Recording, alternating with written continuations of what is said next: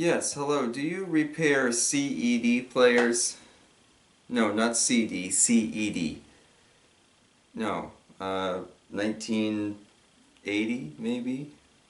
Hello? Can't get any good help these days. Let's go ahead and jump back in with our trip through the CBS Fox VHS collection. When we left off last time, I was talking about James Bond releases, and I showed off this wacky Slidey Tray box for George Lazenby's sole Bond outing on Her Majesty's Secret Service. Now, this isn't, of course, the only video to be in the sliding tray package. On the bottom of each VHS copy, there's a little red square that says VHS. Beta copies had a blue square in their place, and it said VHS on the side of the tray. I'll take one of the trays out later and we'll look at it in closer detail, because most of mine, the tray doesn't really want to come out. You kind of have to pull to get it to come out. So I think maybe that they were not meant to be removed. But we talked about On Her Majesty's Secret Service last time. Please feel free to check out the previous CBS Fox video if you didn't already.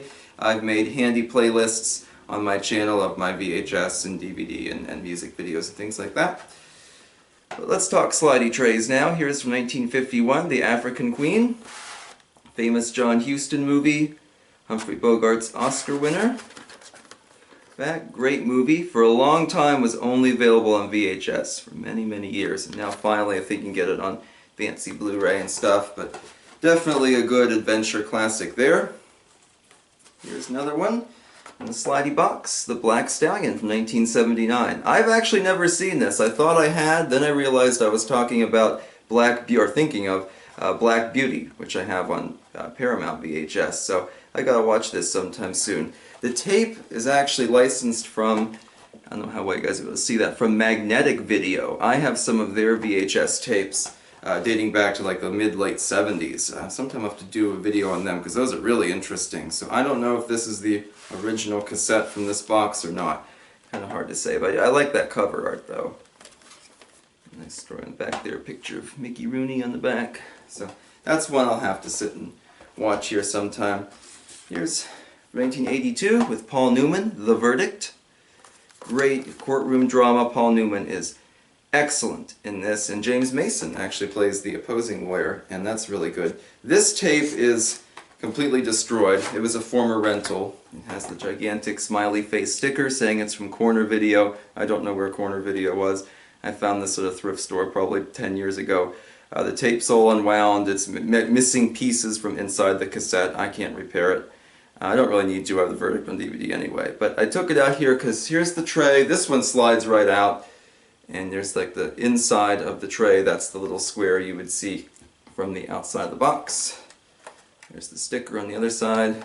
The trays are not decorated. Just a little interesting curio bit there. So yeah, that's the Slidey Tray collection. As far as I know, pretty much every title in the CBS Fox line was available in the Slidey Tray form at some time. I don't really have exact dates for when they stopped using that. Alright, let's jump in now with the 50s and 60s. We did 30s and 40s in the last video, so starting off 1956, Gary Cooper in Friendly Persuasion. I know I've seen this, but it's been probably 15-20 years, because I can picture Anthony Perkins in this. He's really good. This was a Best Picture nominee, very popular film about Quakers during the Civil War. This is another one I have to watch again, because I don't really remember much of it. But I love Gary Cooper. He's good in anything. That should be a lot of fun. Get some science fiction now. We won't talk about Star Wars this time. That'll probably be the next video or the one after. But here is the 1958 version of The Fly. I love the Fly movies. I have the box set of the original trilogy, and I have the 2-pack DVD, the ones from the 80s. This one, what bothers me about this one is what they do to poor Dandolo the cat. You know, I don't like that part, but I like the rest of it.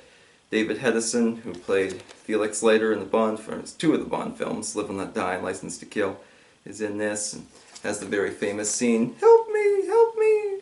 Yep, Vincent Price is really good in that. That's a fun movie to watch, though. Definitely a sci-fi classic, and in color, no less. 1959, we have The Diary of Anne Frank. This is with Millie Perkins as Anne. She was in Ensign Pulver. At least that's where I always remember her from. And Richard Beamer is in this. He was in West Side Story. Edwin plays a dramatic part.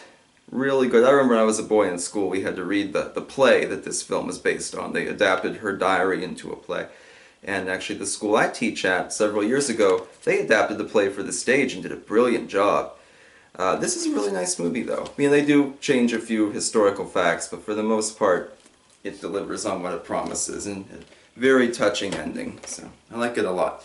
That does it for the 50s. I don't really have too much there. And the 60s I actually have even less. So I guess all those Bond films I talked about would have fit in here, but you have never seen anything like Dr. Dolittle. If you could talk to the animals, learn their languages, maybe take an animal degree. This movie has to be seen to be believed. It is about as bizarre as you can get. I mean, I love Rex Harrison, The Ghost of Mrs. Muir, My Fair Lady, all that. But, I mean, I don't know how he got roped into this, and he looks like he's ready to walk out any moment now. I do like the soundtrack. It's often much maligned, but it is kind of fun. I don't know. the push me, pull you, again, you have to see to believe. It is fun, though. It's never boring. I wouldn't say it was a good film.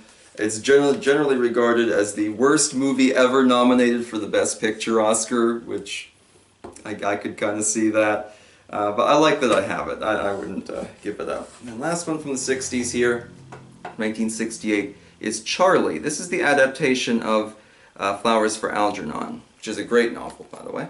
Definitely worth reading. Cliff Robertson is Charlie, who starts out as a man with an intellectual disability. An operation makes him a genius, and then untold complications ensue.